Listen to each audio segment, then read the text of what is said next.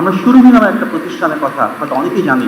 সেখানে আমার সৌভাগ্য হয়েছিল কূটনীতিকদের সাথে যাওয়ার পর, এবং সেখানে আমরা দেখেছি দেশি বিদেশি যারা এক্সপার্ট রয়েছেন তারা কীভাবে সুরভির এই উদ্যোগগুলোকে বিভিন্নভাবে প্রশংসা করেছে এবং আমাদেরকে আহ্বান জানিয়েছে এটাকে মডেল হিসেবে ধারণ করি আমাদের শিক্ষার্থীদের সৃজনশীলতা বিকাশে জাতীয় পর্যায়ে উদ্যোগ গ্রহণ করবার জন্য। সেই জিয়া রহমান ফাউন্ডেশন এবং সুরভি যে কার্যক্রমগুলো বহু বছর ধরে, বহু দশক ধরে বিচ্ছিন্নভাবে কোনো সরকারি সহযোগিতা না পাওয়ার পরেও শুধুমাত্র মাননীয় প্রধানমন্ত্রী এবং ওনার সুযোগ্য সহধর্মীদের বিভিন্ন উদ্যোগের কারণে বিকশিত করেছিলেন। আমার মনে হয়েছে আমরা যদি কখনো সুযোগ পাই রাষ্ট্রীয় পর্যায়ে সেটাকে আমরা মডেল হিসেবে ধারণ করতে পারি, এবং তার কারণে আমরা দেখছি আজকে 64 জেলা থেকে প্রায় 12,000 টিম অংশগ্রহণ করেছে। 12,000 টিমে প্রায় 36,000 ছাত্রছাত্রী এবং প্রায় 24,000 শিক্ষক সেখানে অংশগ্রহণ করেছেন। এই মডেলটাও কিন্তু আমরা জিয়া রহমান ফাউন্ডেশন থেকে পেয়েছি, যেখানে আমরা দেখেছি শিক্ষক শিক্ষিকা ছাত্রছাত্রী এক হয়ে টিম ওয়ার্ক তৈরি হবে।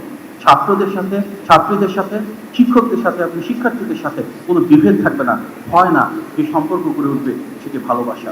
সুতরাং আগামীর বাংলাদেশে আমাদের মাননীয় প্রধানমন্ত্রীর যে লক্ষ্য, সেখানে রাষ্ট্রের দিক থেকে আমাদের শিক্ষা ব্যবস্থাকে আমরা আরো বেশি সৃজনশীল করে তুলব, এমনভাবে গড়ে তুলব যেখানে আমাদের ছাত্রছাত্রীরা দক্ষ হয়, যোগ্য হয়, তাদের মাঝে সুনাগরিকের গুণগুলি গড়ে ওঠে, তাদের মাঝে পারিবারিক ও নৈতিক শিক্ষা গড়ে ওঠে।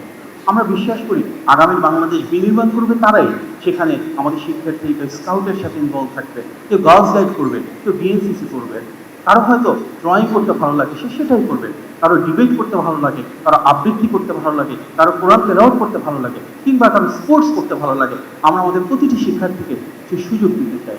আমরা চাই এমন বাংলাদেশ গড়তে যেখানে সরকারের সর্বোচ্চ আন্তরিকতা, ভালোবাসা এবং নীতিগত সহযোগিতা থাকবে। যেই শিক্ষার্থী যেই কার্যক্রম যেই পেশা করতে পছন্দ হয়, আমরা আমাদের সর্বোচ্চ সহযোগিতা দিয়ে শিক্ষার্থীদেরকে সেই পেশাতে তাদের মননশীলতার বহিঃপ্রকাশে ইনশাআল্লাহ সহযোগিতা করব। এই শিক্ষার্থীবৃন্দ, আমাদের আগামীর বাংলাদেশ গড়ে তোলবার কারিগর কিন্তু আপনারাই।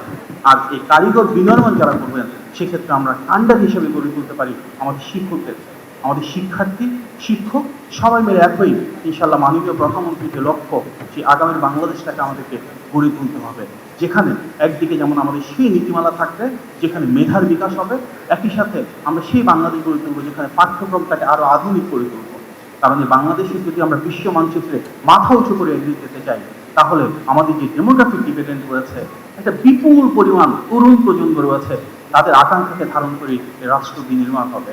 আমরা সবাই মিলে আসুন সেই আগামী বাংলাদেশে নিজেদের মেধা, যোগ্যতা, সক্রিয়তা এবং সৃজনশীলতার মাধ্যমে মাননীয় প্রধানমন্ত্রী এবং আমাদের প্রধানমন্ত্রী মাননীয় সহধর্মী যেভাবে যাচ্ছেন সেটিকে ধারণ করে শিক্ষা ব্যবস্থা সংস্কার করি, ইনশাআল্লাহ সেটিকে পাথেয় করি আমরা গড়ে তুলব আগামীর বাংলাদেশ।